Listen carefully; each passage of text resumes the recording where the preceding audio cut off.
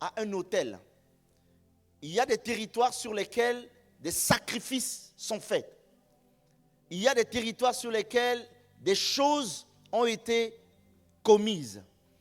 Et si tu te retrouves sur un territoire, tu subis l'autel qui a été bâti sur ce territoire. Nous avons également vu qu'il y a l'autel des ancêtres. L'autel des ancêtres, c'est l'autel que nos ancêtres, nos parents, nos grands-parents, des actes qu'ils ont posés. Et quelque part, cela transcende et descend sur plusieurs générations. Nous voyons dans certaines cultures, dans certaines traditions, les parents adorent l'eau, ils adorent les montagnes, des objets, ils font des sacrifices pour sacrifier leur descendance et cela peuvent avoir une influence sur nous et sur nos descendances. Il y a également l'autel que chacun de nous peut bâtir d'une manière consciente et inconsciente. Et nous avons, par la grâce du Seigneur, vu les différentes façons que chacun peut bâtir un autel. Premièrement, c'est le refus de la grâce. Lorsque tu refuses Jésus, c'est un autel de jugement et de malédiction que tu te bâtis contre ta vie. Nous avons le refus de pardonner. Lorsqu'on refuse de pardonner et que nos cœurs se ferment, cela est un autel. Nous avons vu également les paroles. Il y a des gens qui bâtissent des autels par leurs paroles. La Bible déclare que la vie et la mort sont au pouvoir de la parole. Si tu dis, moi ma vie là, de toute façon, je ne peux jamais réussir. Dans ma famille, c'est la malédiction. Personne ne réussit dans ma famille. Personne ne se marie dans ma famille. Toutes les paroles que tu te prononces est scellée dans le monde spirituel. Donc l'influence de ta parole a une répercussion sur ta vie. Nous avons vu la dépravation sexuelle, l'immoralité sexuelle. Le seul cadre que Dieu a établi pour que l'homme et la femme vivent ensemble, c'est le mariage. Et lorsque cet acte est consommé en dehors du mariage, c'est un autel que tu te bâtis sur ta vie. Nous avons vu l'idolâtrie et l'occultisme. Il y a des personnes qui ont donné leur vie à Jésus, qui viennent à l'église, mais qui pratiquent encore des actes des ancêtres. Il vient à l'église, il prie, mais autour de son rein, il y a des perles. Il fait des pratiques bizarres, il a des potions, il a des choses. Alors qu'il vient à l'église, il prie, il jeûne, il écoute la parole de Dieu, mais il est encore dans les pratiques des ancêtres. Et la dernière fois, j'ai parlé de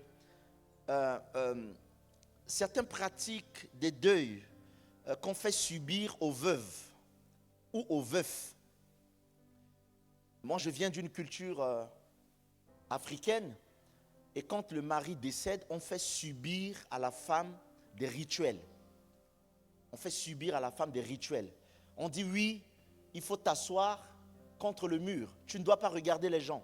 Tu ne dois pas saluer les gens parce qu'on doit chasser l'esprit du défunt. On doit te donner l'eau pour boire. À la fin, après l'enterrement, on doit laver la personne nue. Et on doit faire subir des rituels bizarres. Ça, c'est une forme d'autel que les gens bâtissent. Et nous, en tant qu'enfants de Dieu, on ne doit pas être soumis à de telles pratiques en tant qu'enfants de Dieu. Je suis allé il n'y a pas longtemps chez mon oncle qui avait perdu sa compagne et qui était soumis à ces pratiques.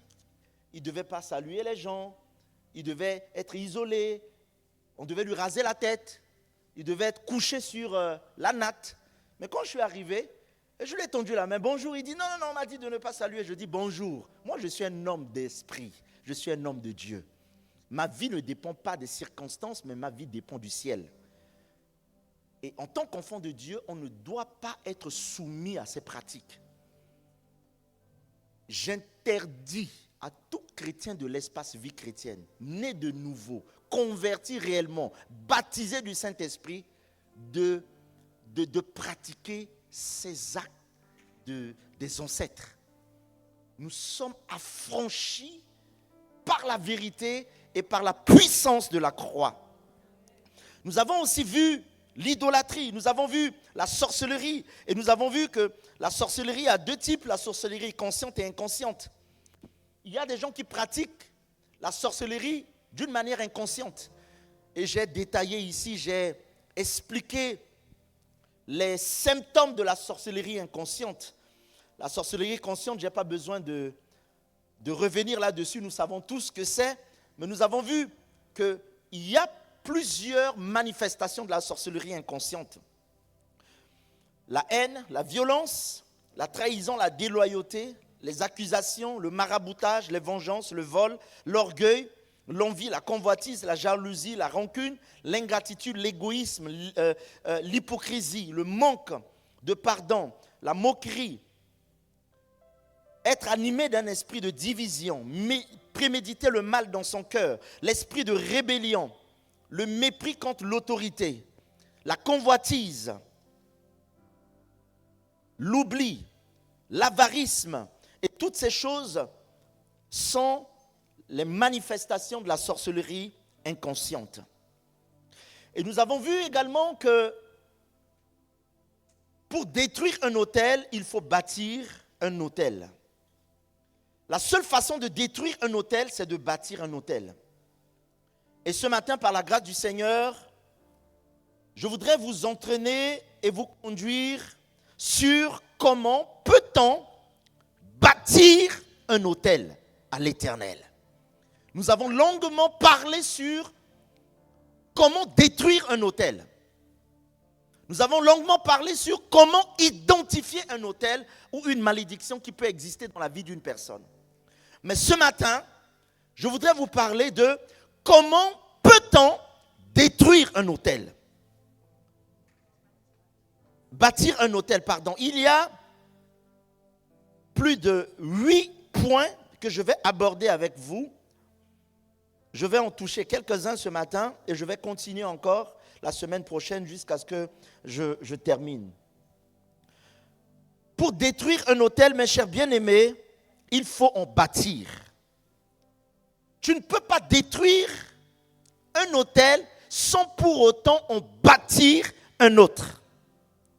Et je vais, par la grâce du Seigneur, t'expliquer comment tu peux bâtir un autel. Il est dit dans Matthieu chapitre 9, verset 17. On peut lire rapidement. Matthieu chapitre 9, verset 17. Si la régie peut nous projeter ce texte. Matthieu chapitre 9, verset 17. On ne met pas non plus de vin nouveau dans de vieilles outres. Autrement, les outres se rompent, le vin se répand et les outres sont perdues, mais on met le vin nouveau dans de outres neuves et le vin et les outres se conservent. Pour détruire un autel, il faut en bâtir un autre. On va lire Luc chapitre 5, le verset 36. Luc chapitre 5, le verset 36.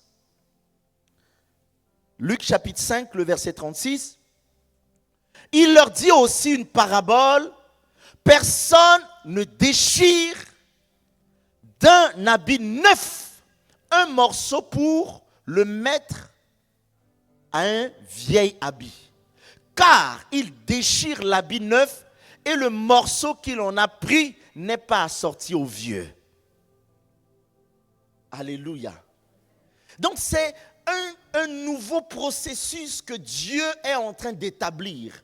Et je suis convaincu qu'à la fin de cette série d'enseignements, une nouvelle histoire va commencer dans ta vie. Parce que le processus de la délivrance, la première étape de la délivrance, c'est une prise de conscience. Personne ne peut être délivré s'il est conscient qu'il y a un problème dans sa vie. Personne ne peut se lever un matin et se rendre chez un médecin s'il n'est pas conscient qu'il y a quelque chose d'anormal dans son corps. Et donc le premier niveau de la délivrance, c'est une prise de conscience. Alléluia.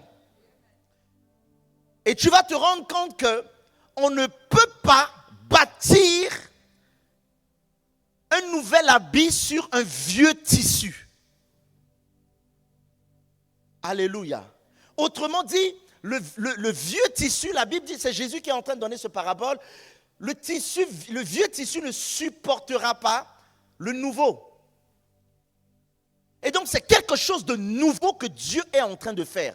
Nous ne pouvons pas bâtir un autel si nous ne détruisons pas les anciens autels qui ont été érigés dans nos vies, dans nos pensées. Et vous savez que l'une des choses les plus difficiles dans la vie, c'est de détruire les autels qui sont établis dans les pensées. Parce qu'il y a des gens, il peut être physiquement en France, mais son esprit est au village. Il y a quelqu'un qui peut être assis ici, il peut être habillé, parfumé, mais son esprit n'a pas voyagé. Au fait, son esprit est resté dans un village quelque part. C'est pour cela que l'apôtre Paul dit, nous allons combattre les principautés, les montagnes de raisonnement.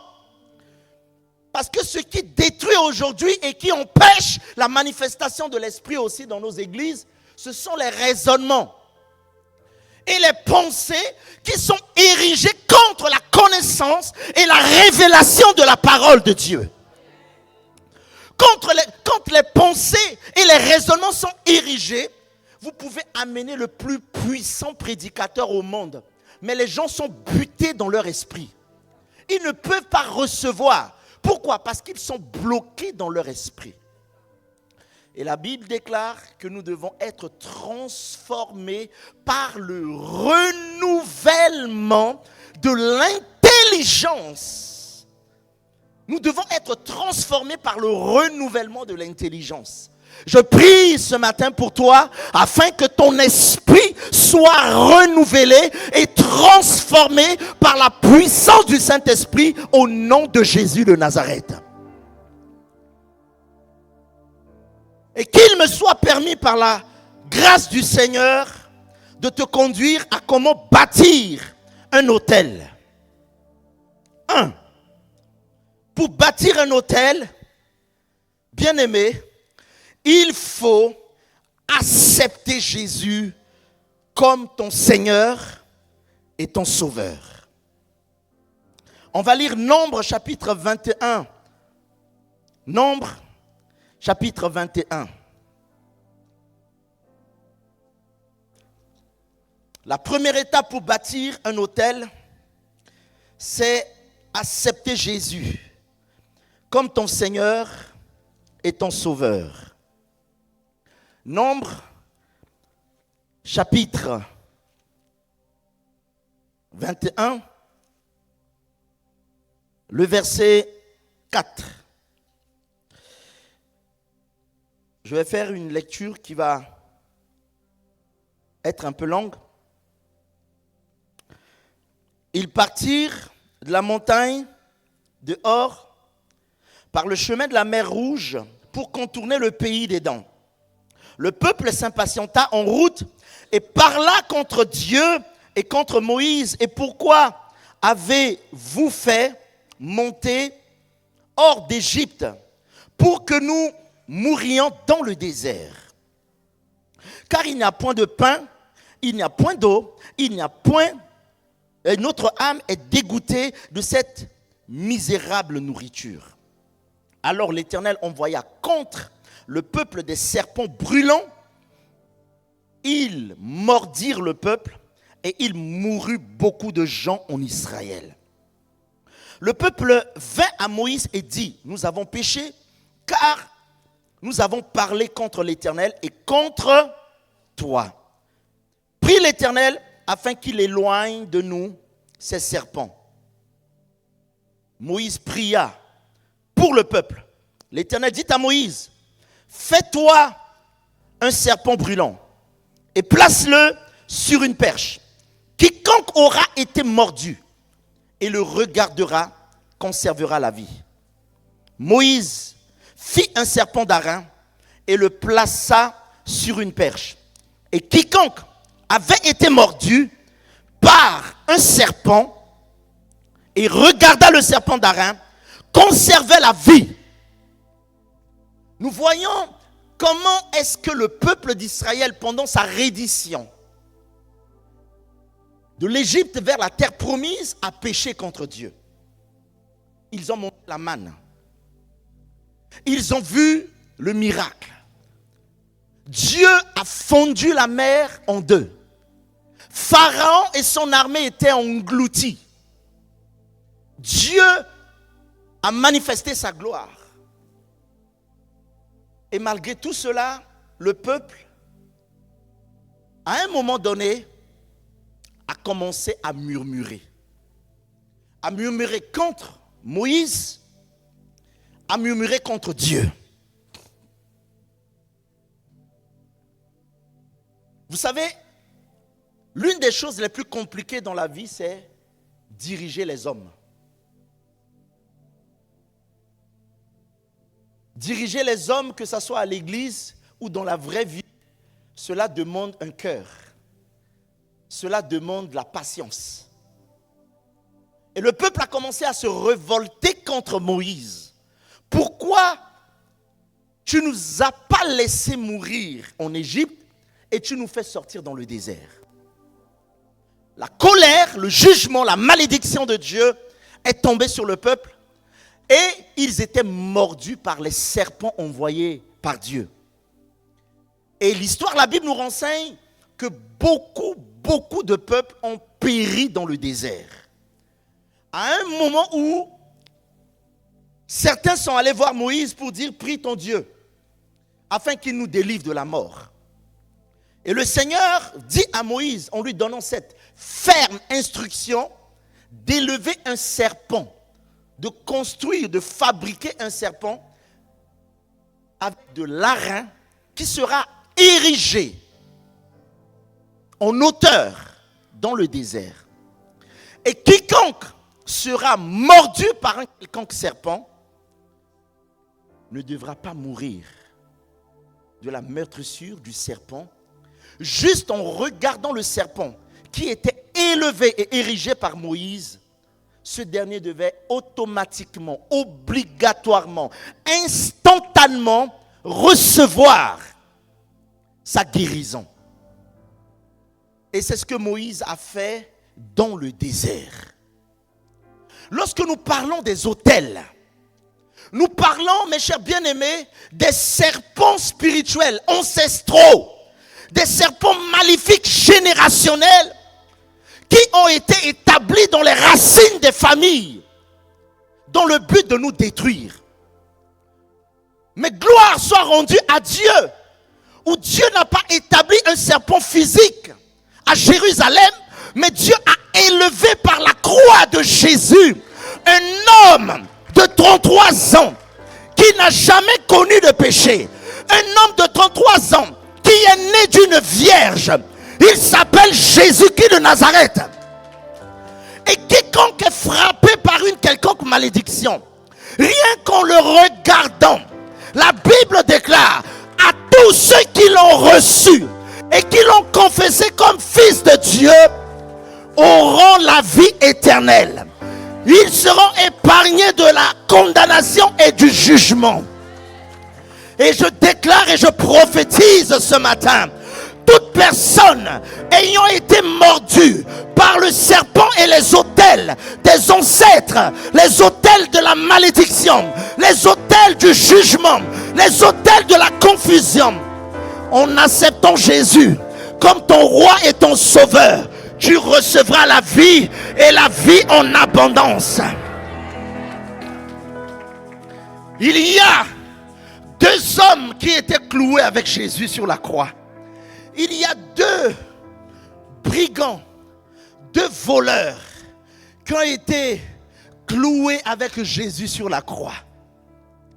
La Bible déclare qu'il y a l'un de ces brigands qui se moquait de Jésus en disant, si réellement tu es le Fils de Dieu, maintenant là, descends de la croix et sauve-nous. Et l'autre brigand dit, mais tu n'as pas à lui parler ainsi. Cet homme n'a rien fait, mais il a été pondu avec nous, injustement. Et il s'adresse à Jésus. Jésus,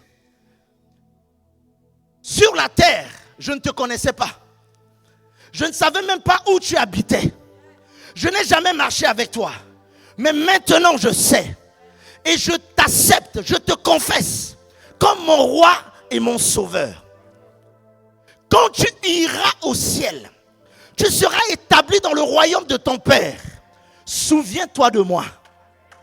Et Jésus lui dit, en vérité, et en vérité, pas demain, pas après-demain, pas l'année prochaine, pas l'an prochain, maintenant, aujourd'hui même, tu seras avec moi dans le royaume de mon Père. Aujourd'hui, pas demain, mais aujourd'hui. J'annonce à quelqu'un, ta délivrance est aujourd'hui. Ce n'est pas demain, ce n'est pas après-demain, c'est ce matin.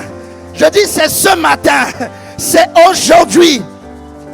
Jésus me dit, toute langue qui se lève contre toi, tout autel érigé contre toi, sera détruit au nom de Jésus de Nazareth. Si tu dis Amen 3 fois, tu le reçois au nom de Jésus.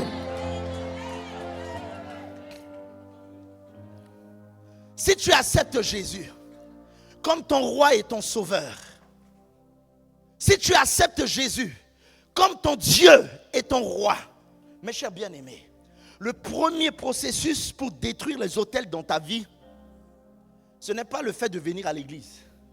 Ce n'est pas le fait de donner tes dîmes. Premièrement, c'est le fait d'accepter Jésus comme ton Seigneur et ton Sauveur. Quand tu acceptes Jésus, tu te mets sur une juridiction de protection. Tu te mets sur un territoire. C'est quand quelqu'un est poursuivi, il arrive sur un territoire, il demande l'asile. Automatiquement, quand il demande l'asile, il demande une protection. Et le pays qui le reçoit lui donne une protection. C'est-à-dire, même s'il était voleur, même s'il avait commis un crime, il est protégé par une nouvelle juridiction qui lui accorde une protection. Est-ce que je peux parler ce matin? Je déclare que nous ne sommes plus sous la juridiction de la malédiction. Nous ne sommes plus sous la juridiction de la condamnation. Nous sommes sous une nouvelle juridiction. C'est le sang de Jésus de Nazareth. Et si tu te mets sous cette juridiction, la colère, le jugement, la malédiction de la maison de ton Père ne te touchera pas parce que tu es sous le sang de Jésus. Et si tu es sous le sang de Jésus, il n'y a aucune malédiction sur ceux qui sont en Christ Jésus. Galates chapitre 3, verset 13. Est-ce qu'on peut lire Galates chapitre 3, verset 13? Waouh! Galates chapitre 3, verset 13. Christ nous a rachetés de la malédiction de la loi, étant devenu malédiction pour nous. Car il est écrit, maudit est quiconque est pendu au bois. Jésus s'est fait malédiction à cause de toi. En réalité, il n'avait pas péché. Mais il est mort à cause de toi. Il a pris ta malédiction. Et ce matin, je méditais encore. Et j'ai vu dans la Bible, dans Jean chapitre 19, verset 21. Vous savez, Jésus est mort pour deux raisons. Premièrement, Jésus se disait fils de Dieu. Et c'est un sacrilège. Il dit, attends, lui, il est né, on l'a vu grandir, servir. Il courait ici, cet enfant. Et il se lève, il s'autoproclame fils de Dieu. La deuxième raison pour laquelle Jésus était mort, parce qu'il se disait le roi des Juifs. Il dit, mais depuis quand dans un royaume, il y a plusieurs rois? Et lorsqu'il était sur la croix, La Bible déclare que Pilate a fait une inscription. Pilate a écrit Jésus-Christ, le roi des Juifs. Pilate a affiché sur la tête de Jésus, Jésus-Christ, le roi des Juifs. Les sacrificateurs sont allés dire à Pilate, non, au fait, il y a une erreur. Tu ne dois pas écrire Jésus-Christ, le roi des Juifs. Il fallait plutôt écrire Jésus a dit qu'il est le roi des Juifs. Il dit rectificatif. N'écris pas le roi des Juifs parce que ce n'est pas vrai, il n'est pas le roi des Juifs. Écris plutôt Jésus a dit, il a dit qu'il est le roi des Juifs. Et Pilate répondit, verset 22. Pilate répondit, ce que j'ai écrit, je l'ai écrit. Ce que j'ai déjà écrit, aucun homme sous la terre, aucun homme sur la terre, aucun homme dans les cieux. Je viens annoncer à quelqu'un ce matin ce que Dieu a écrit à ton sujet. Ce que Dieu a écrit à ton sujet. Personne ne peut l'effacer. Je dis que personne ne peut l'effacer. Ce que Dieu a écrit pour toi, il a dit que tu réussiras. Il a dit que tu auras des enfants. Il a dit que tu accompliras ta destinée. Aucune malédiction, aucun jugement, aucune condamnation. Ce que Dieu a écrit sous la terre, aucun esprit de démon, aucune principauté. Ce que Dieu a écrit pour toi, personne ne peut l'effacer. Pilate a dit, ne venez pas me demander pour changer ce que j'ai écrit. Ce que j'ai écrit, je l'ai déjà écrit. J'annonce à quelqu'un ce matin, ce que Dieu a écrit pour toi, ce que Dieu a écrit pour toi, il a déjà. Il a dit que tu serais béni. C'est déjà. Il a dit que tu vas réussir. C'est déjà. Il a dit que tu vas te marier. C'est déjà. Il a dit que tu seras élevé. C'est déjà. Il a dit que tu seras un homme puissant. C'est déjà. Il a dit que tu seras une femme puissante. C'est déjà.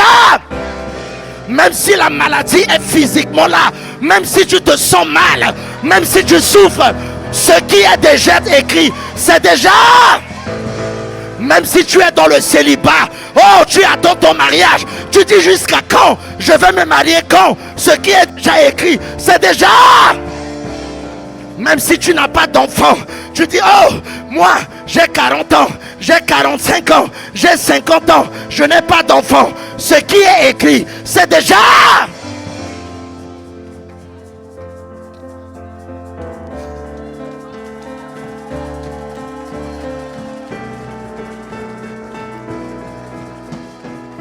Au fait, il y a une différence entre la réalité et la vérité. La réalité, c'est ce à quoi tu es confronté. La réalité, c'est ce que tu touches, c'est ce que tu vois. Mais la vérité est au-dessus de la réalité. La réalité, c'est que je suis malade. Mais la vérité me dit que je suis guéri. La réalité me dit que je suis fauché. Je n'ai pas d'argent. Mais la vérité, c'est que Jésus m'a enrichi. Je ne crois pas aux réalités, mais je crois en la vérité. Parce que la vérité est au-delà, au-dessus de la réalité. Je viens dire à quelqu'un ce matin, je ne dépends pas des réalités, mais je dépends de la vérité. La réalité, c'est ce que les hommes voient. La vérité, c'est ce que Dieu dit. Est-ce que je parle à quelqu'un? La réalité, c'est ce que les gens peuvent dire de toi. Mais la vérité, c'est ce que Dieu dit. Et il me dit, vous connaîtrez la vérité. La vérité vous affranchira et la vérité vous rendra libre. Dis avec moi ce matin, je suis libre. Je suis Je suis. Je suis. Je suis. Je suis. Je suis. Je suis.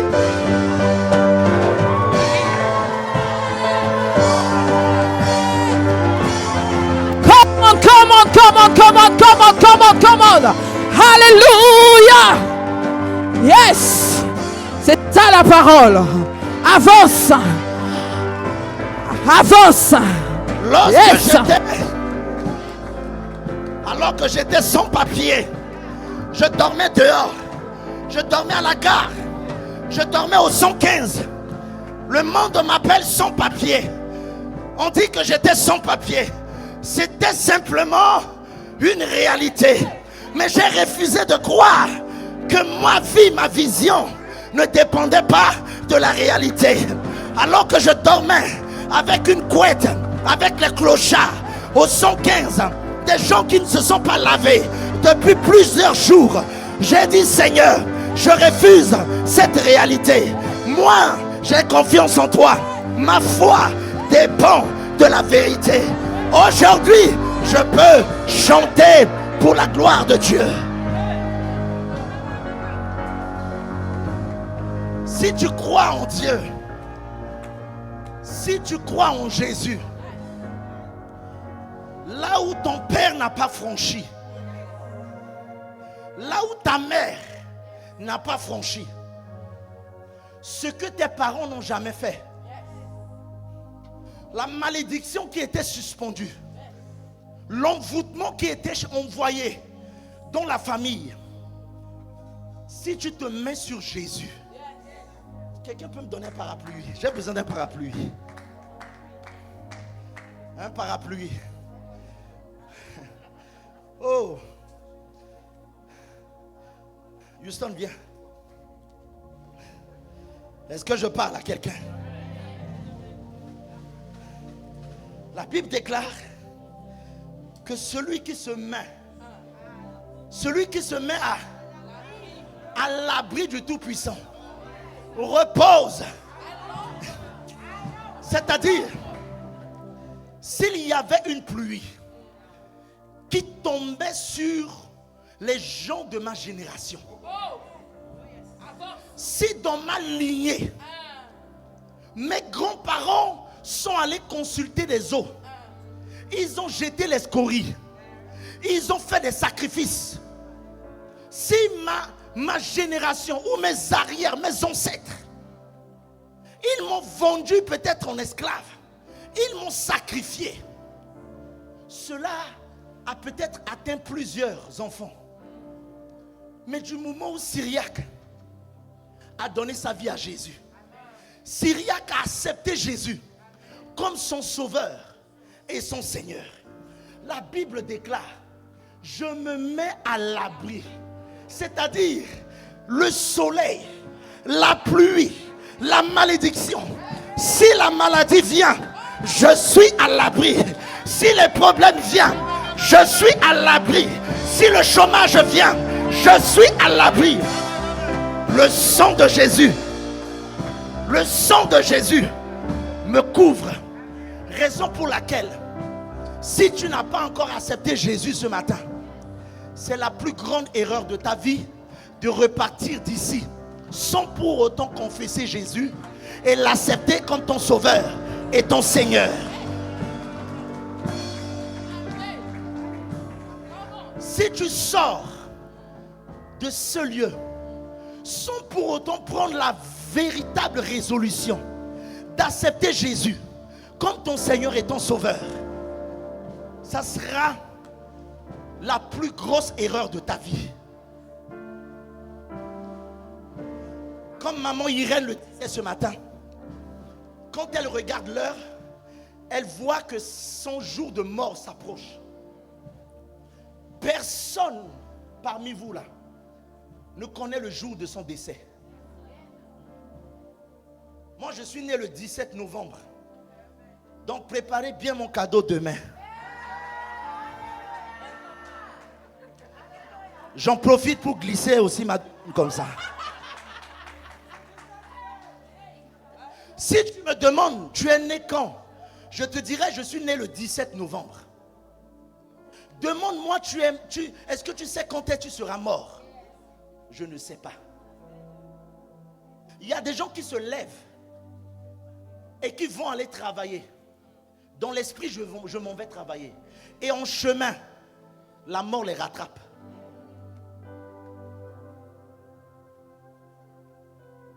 J'ai perdu un beau-frère il n'y a pas longtemps. Il s'est levé le matin. Il partait juste pour un soin. Parce qu'il avait un problème de santé. Et il va suivre les traitements. Il dit, chérie, bon, je m'en vais. Sa femme lui fait à manger. Il finit de manger. Et puis le transport, comment on appelle les ambulanciers, hein, il vient à la maison. Tu peux repartir. Que le Seigneur te bénisse.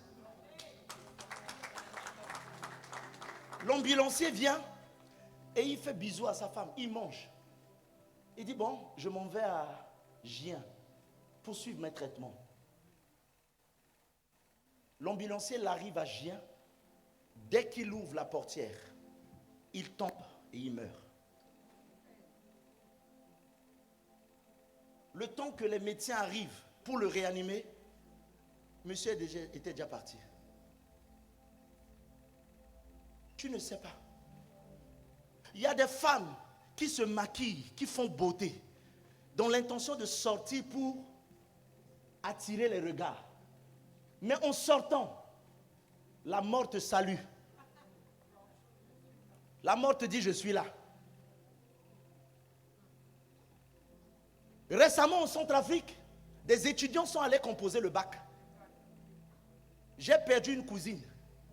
Les étudiants sont allés composer le bac. Ton enfant se lève pour aller composer le bac. Il arrive là-bas, il y a eu un incident, une explosion électrique. Et pendant que les étudiants étaient en train de se bousculer pour sortir, il y a plus de 300-400 étudiants qui sont morts. Et ma cousine était dedans. Tu te lèves pour aller faire le bac et tu meurs. On t'enterre.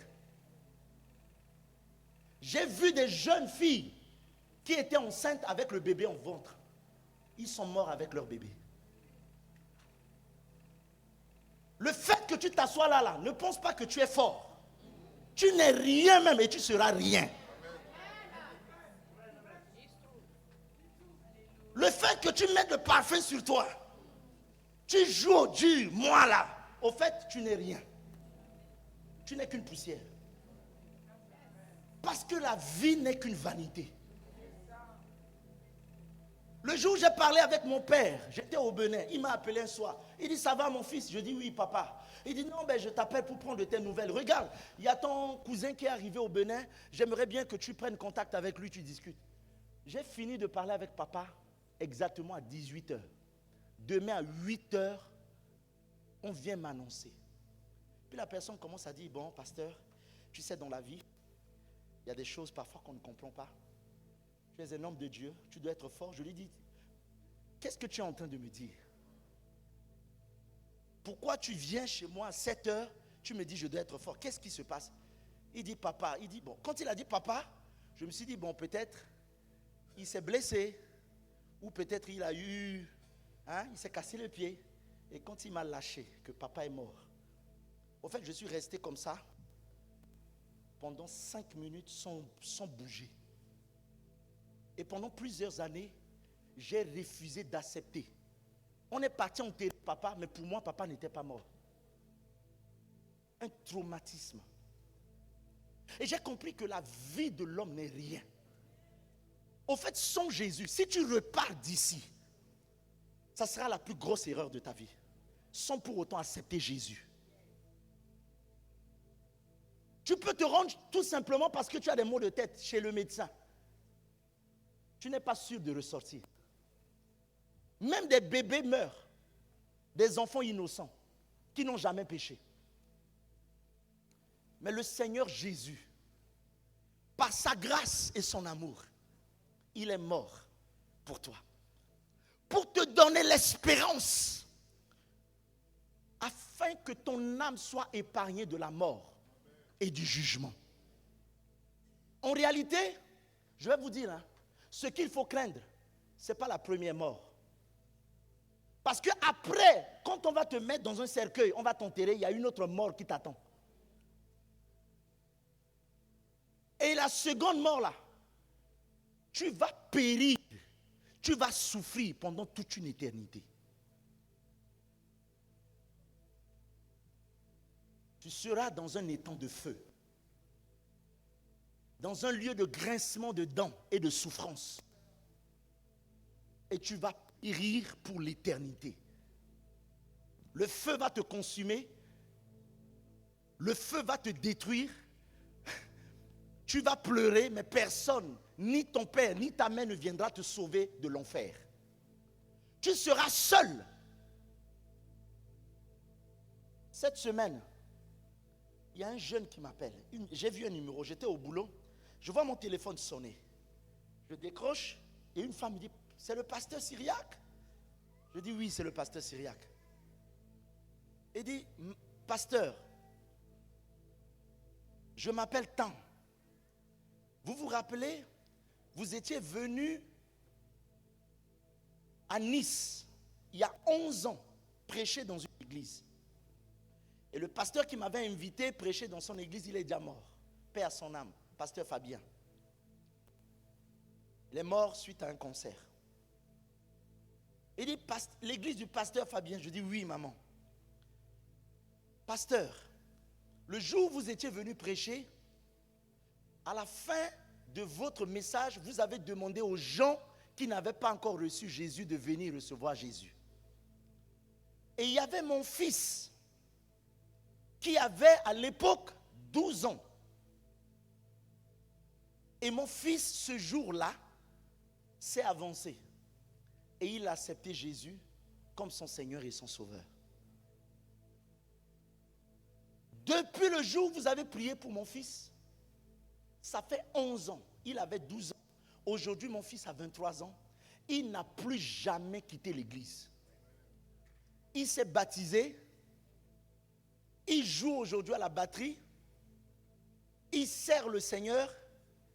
Et depuis, mon fils demande ce pasteur-là, parce qu'il avait dit quelque chose qui a marqué, tu avais dit quelque chose qui a marqué mon fils, et mon fils a accepté Jésus comme son sauveur et Seigneur. Et depuis ce jour, mon fils est resté fidèle et mon fils va se marier.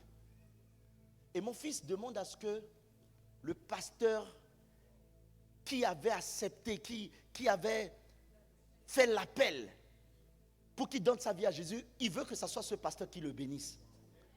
Mais comme le pasteur est mort, le directeur de mon cabinet se propose déjà, le DIRCAB. Et on ne sait pas comment te retrouver. Et comme le pasteur qui m'a invité, il était déjà mort.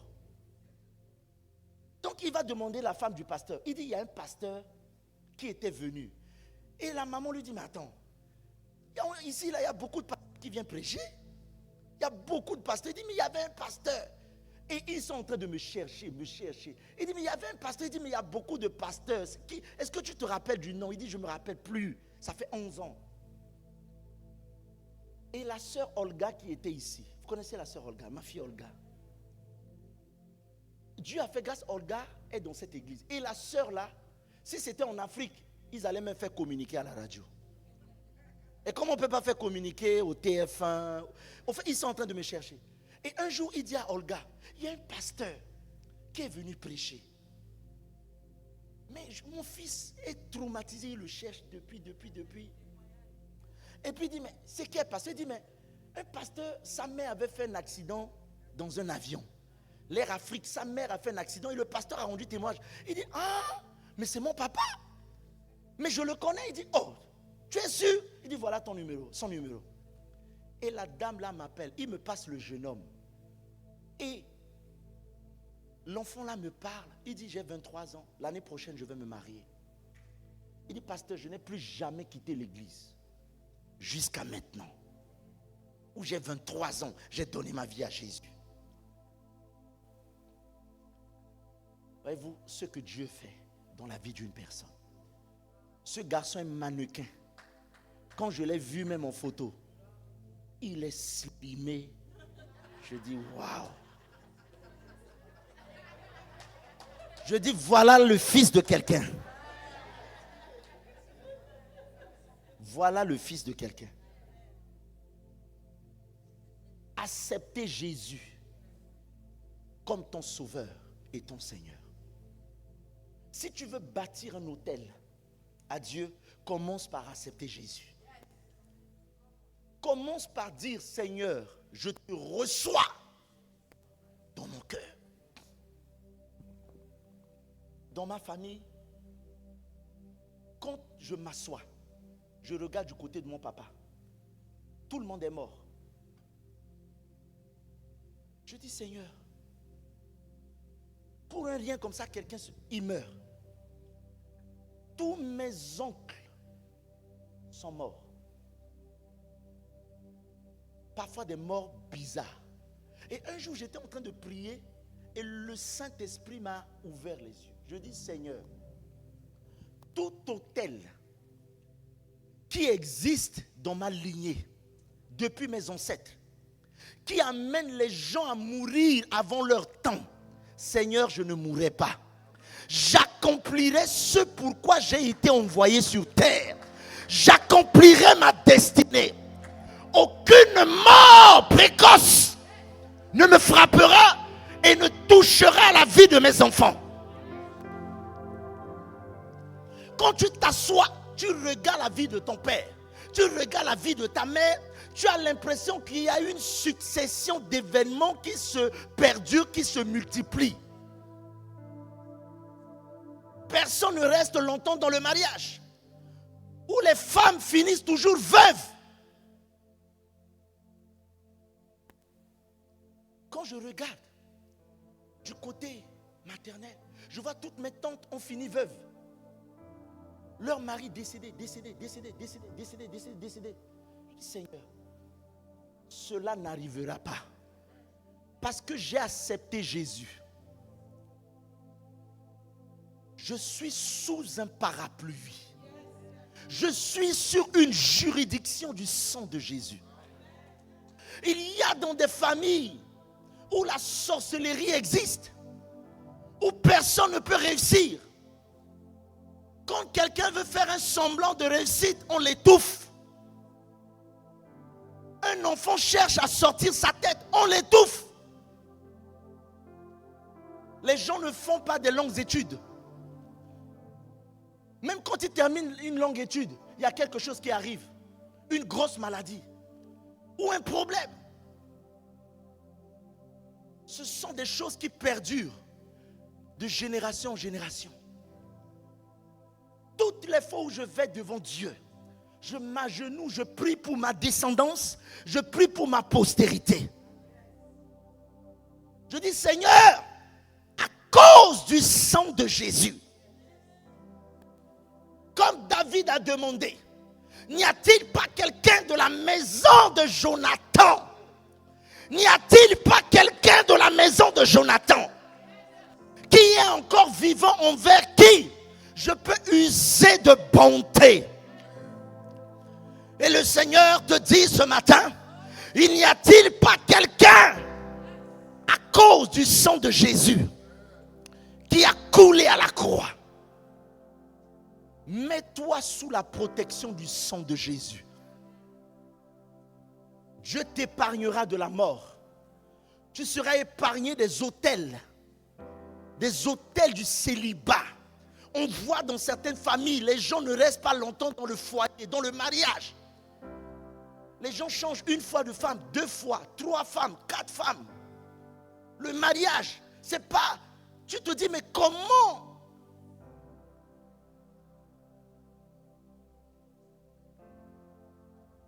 Tu as eu des enfants, beaucoup d'enfants.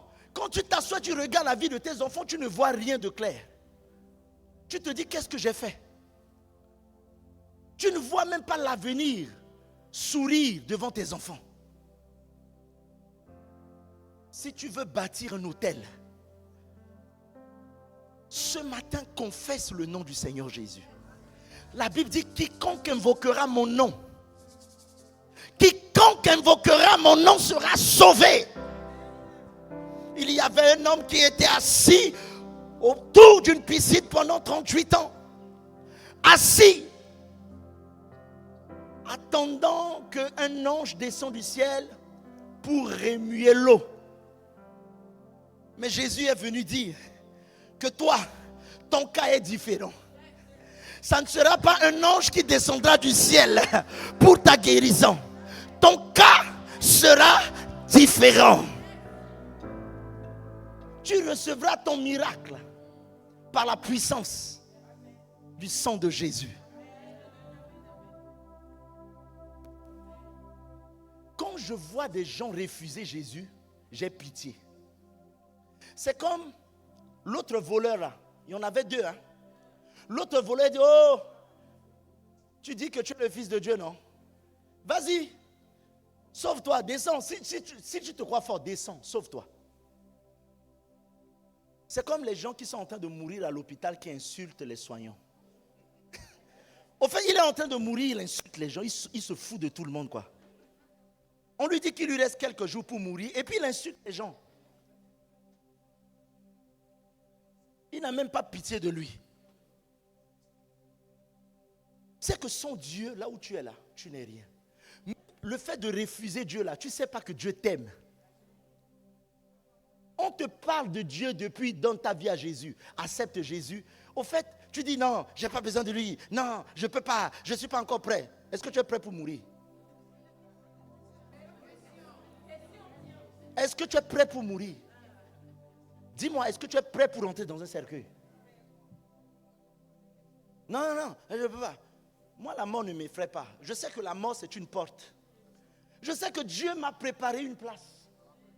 Il me fera asseoir, pas derrière mes adversaires, en face de mes adversaires. Et ma coupe va déborder. Et l'huile va couler sur ma tête. C'est-à-dire, quand un juste meurt, il se repose. C'est pour ça que parfois, quand un juste meurt, ça nous fait mal de ne plus le voir. Mais en réalité, il n'est pas mort. Il vit avec Christ. Mais si tu refuses Jésus, le jour où on va te mettre là-bas, là, Satan va te faire ça. Bienvenue. Mon ami, bienvenue. Et Satan va te faire bisous sous le front. Mouah.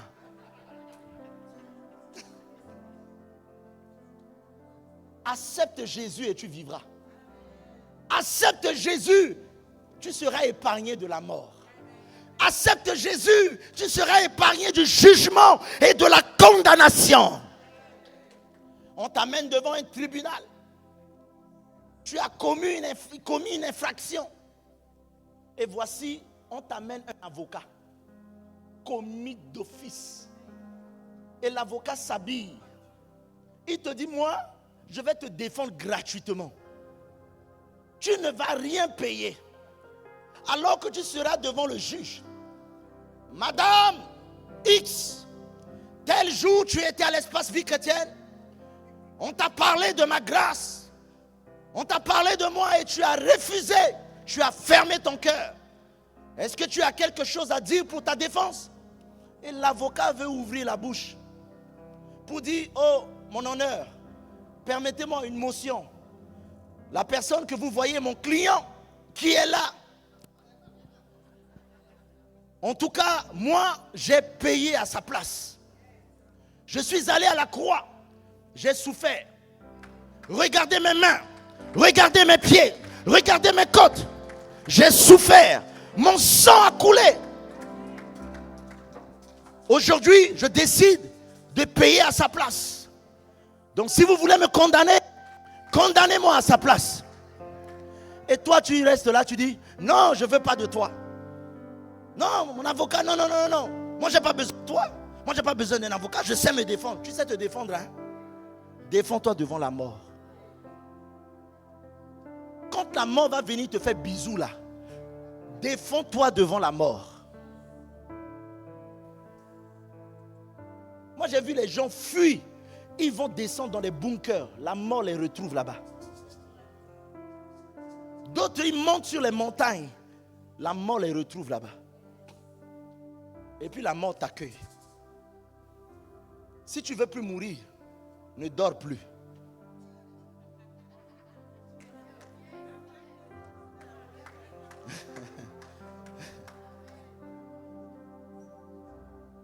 Ne ferme plus l'œil.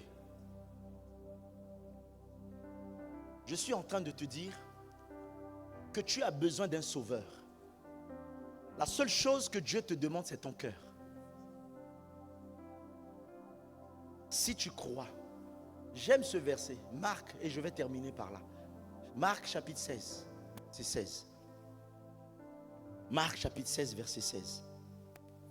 Est-ce qu'on peut le lire ensemble? À 3. 1, 2, 3. Celui qui croira et qui sera baptisé sera sauvé. Mais celui qui ne croira pas sera condamné.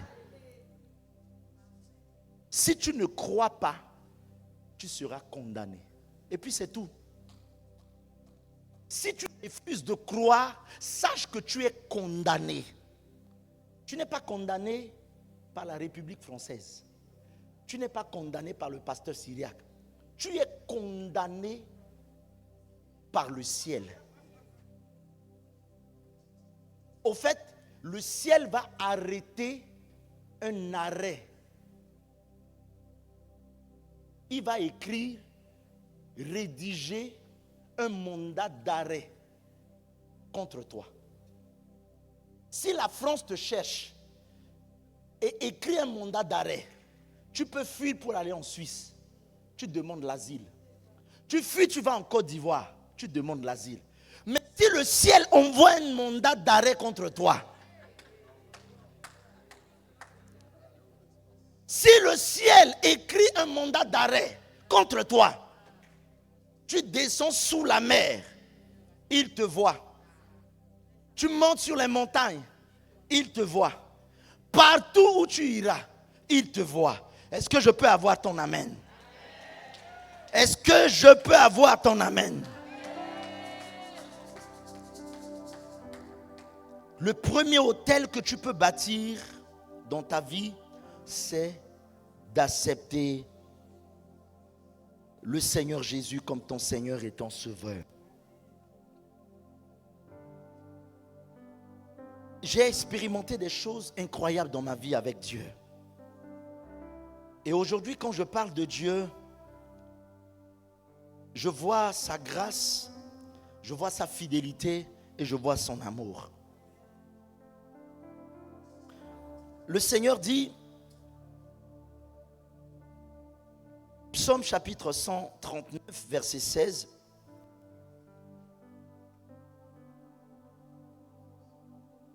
Psaume 139, verset 16. Psaume 139, verset 16. Quand je n'étais qu'une masse informe, tes yeux me voyaient et ton livre était tous inscrits les jours qui m'étaient destinés. C'est-à-dire, avant que tu ne viennes, le Seigneur connaissait déjà tous tes jours. Avant qu'aucun d'eux n'existait. Au fait, avant que ton père ne rencontre ta mère, Dieu te connaissait. Verset suivant. Que tes pensées, ô Dieu, me semblent impénétrables. Que le nombre en est grand. Le verset suivant. Si je les compte, elles sont plus nombreuses que les grains de sable. Je m'éveille et je suis encore avec toi. Verset suivant. Ô Dieu, puisses-tu faire mourir le méchant, homme de sang, éloigne de vous, de moi. Je vais me terminer là ce matin. Ce que je veux te dire, le premier hôtel que tu peux bâtir à Dieu, c'est accepter le sacrifice de Jésus. Jésus a été élevé comme un serpent d'airain à la croix. Quand les enfants d'Israël étaient mordus par un serpent, automatiquement, en voyant ce serpent qui était élevé, ils étaient guéris de la meurtrissure ou de la morsure du serpent. Mais Jésus est élevé à la croix. Et si tu tournes tes yeux et que tu regardes Jésus, tu es pécheur. Tu as fait des choses ignobles. Tu as marché dans la rébellion. tu as fermé ton cœur à Dieu. Tu as commis un crime, l'adultère, le vol, le mensonge. Mais si tu confesses simplement de ta bouche que Jésus est ton Seigneur et ton Sauveur, la Bible dit que Dieu te justifie. Pas par tes œuvres, mais il te justifie par sa grâce. Parce que nous ne sommes pas sauvés par mérite. Nous sommes sauvés par grâce. Le pasteur syriaque n'est pas mieux que toi. Le pasteur syriaque a juste reconnu la grâce. Vous savez, il y a beaucoup de gens dans la vie qui ont réussi parce que c'est des opportunistes. Il y a des gens qui ont saisi des bonnes opportunités au bon moment, ils ont réussi. Certaines personnes n'ont pas réussi pas parce qu'ils ont fait des grandes études, ils ont fait des grands efforts, ils ont saisi des bonnes opportunités et au bon moment. Alors ce matin, c'est une opportunité que Dieu te donne. C'est au bon moment. En fin d'année, où le diable est en train de préparer son cahier de comptabilité. De voir qui n'a pas encore frappé et qui doit encore amener avant d'entrer en 2026. Fais le choix de recevoir Jésus comme ton sauveur et ton Seigneur. Et tu recevras la vie. Que Dieu bénisse sa parole. Est-ce qu'on peut se mettre debout? Je veux prier avec toi. Seigneur Jésus, je te remercie pour ta parole. Élève ta voix, commence à prier. Le Seigneur t'a parlé ce matin. Dieu t'a touché. Ce n'est pas en vain que le Seigneur a permis que tu viennes. C'est le Seigneur qui a permis que tu sois ici ce matin. Élève ta voix et remercie le Seigneur de ce qu'il a permis que tu entendes sa parole. Élève ta voix et remercie Dieu pour l'opportunité que le Seigneur te donne ce matin d'écouter sa parole. Commence à dire: Seigneur, je te remercie. Je te remercie parce que tu m'as aimé, raison pour laquelle tu as envoyé ton fils Jésus à la croix pour mes péchés.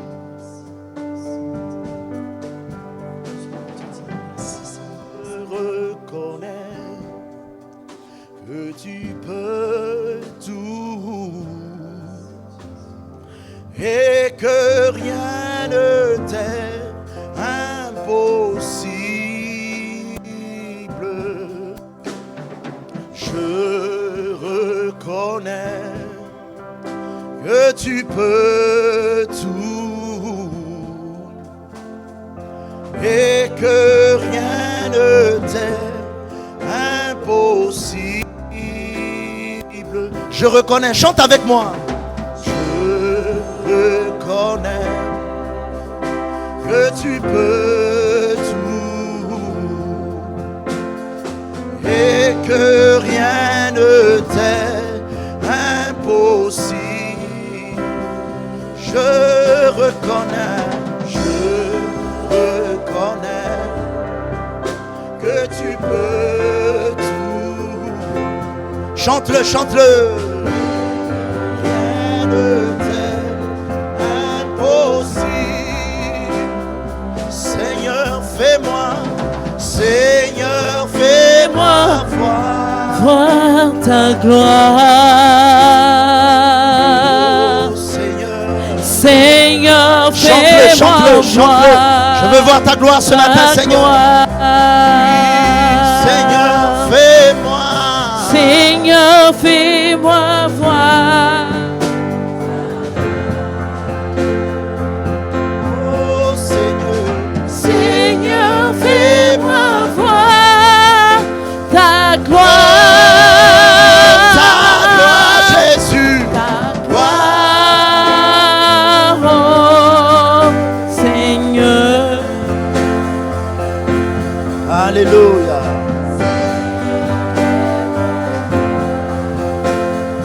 Oh, ta gloire, Jésus.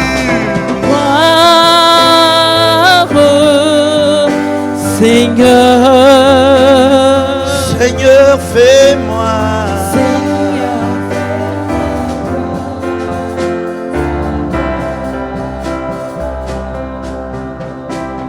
Seigneur, fais-moi voir ta gloire.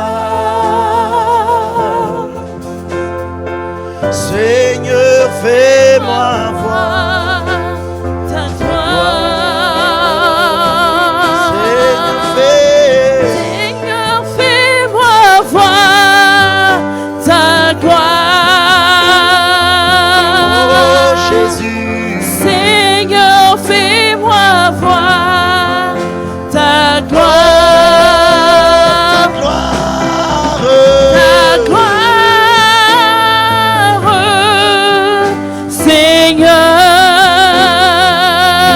Seigneur. Seigneur, fais-moi voir ta gloire.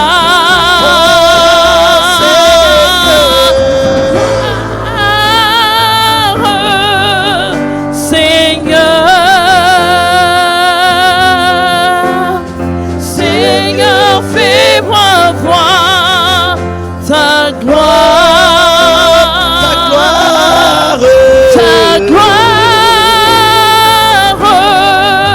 Seigneur. Seigneur, fais-moi voir. ta gloire, gloire, Seigneur, Seigneur, fais-moi, Seigneur, fais-moi voir ta gloire. Ta gloire, l'agneau. Alléluia.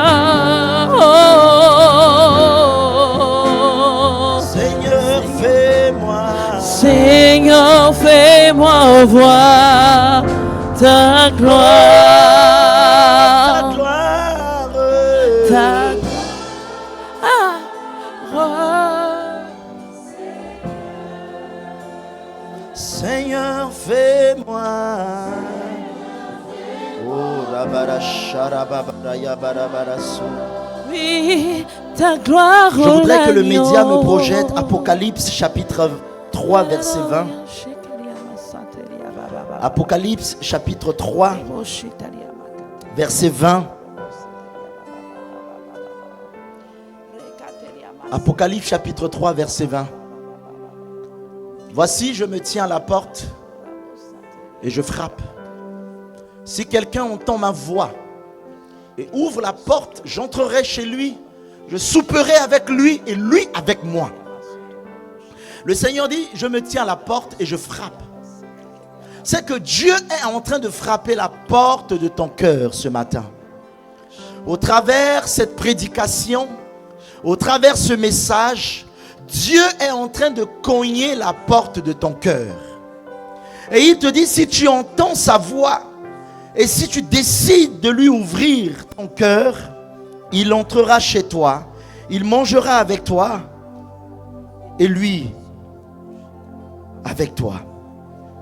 Et Matthieu, le deuxième verset, Matthieu chapitre 10, verset 33.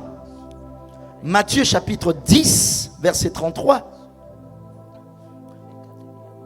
Le Seigneur est en train de te parler. Mais quiconque me réunira devant les hommes, je le réunirai aussi devant mon Père qui est dans les cieux. Quiconque me rejette, me réunit devant les hommes, il sera régné devant mon Père. Si tu as entendu Dieu te parler, si tu as entendu le Seigneur te parler ce matin, et tu veux le recevoir dans ton cœur comme ton Seigneur et ton Sauveur, de là où tu es, lève simplement ta main droite et je vais prier avec toi. Alléluia. Le Seigneur te dit, je me tiens à la porte de ton cœur et je frappe. Je me tiens à la porte de ton cœur et je frappe. Si tu entends ma voix, si tu m'ouvres la porte de ton cœur, je rentrerai chez toi. Je rentrerai chez toi. Si tu n'as pas encore reçu Jésus comme ton Seigneur et ton Sauveur, de là où tu es, lève ta main droite. Si Jésus n'est pas encore ton Sauveur, Si Jésus n'est pas encore ton Seigneur, ne rate pas cette opportunité. De là où tu es, est-ce que tu peux lever ta main droite? Ne cherche pas à voir celui ou celle qui est à côté de toi, mais fais la paix avec Jésus. Je lui ai donné ma vie alors que je n'avais que 12 ans. Et je n'ai pas regretté le fait de lui avoir donné ma vie. Je suis heureux de lui appartenir. Et si tu es là, je t'invite à venir avec moi. Je vais prier avec toi pour t'introduire dans la famille de Dieu. Viens mon frère, viens ma soeur. Toi qui as levé ta main, viens avec moi. Je voudrais prier avec toi ensemble. Est-ce que tu peux venir devant? Merci. Nos yeux sont fermés, s'il vous plaît. Tu as levé ta main droite. Ma soeur, viens. Viens. Alléluia. Merci Jésus. Il y a de la joie au ciel. Est-ce qu'on peut acclamer Dieu?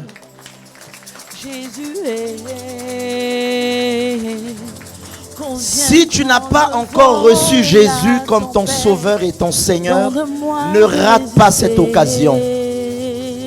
Si tu es encore là et que tu doutes, tu hésites, tu luttes encore dans ton cœur et tu veux recevoir Jésus comme ton Sauveur et ton Seigneur, viens avec moi devant. Je vais prier avec toi. Je vais prier avec toi. Jésus va être ton ami. Jésus va être ton ami de chaque jour. Si tu ne l'as pas encore reçu,